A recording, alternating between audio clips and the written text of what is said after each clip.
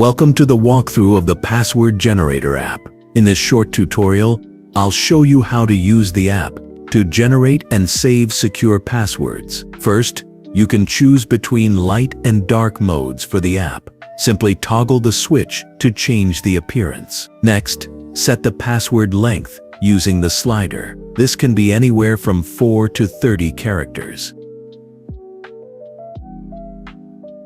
You can customize the password by toggling options for uppercase letters, lowercase letters, numbers, and special symbols. Choose the settings that suit your needs. Once you've set everything, click on Generate Password to create a secure password. If you want to save your password, check the Save Password to File option. This will store the generated password in a text file on your computer. You can easily copy your password by clicking on the password box.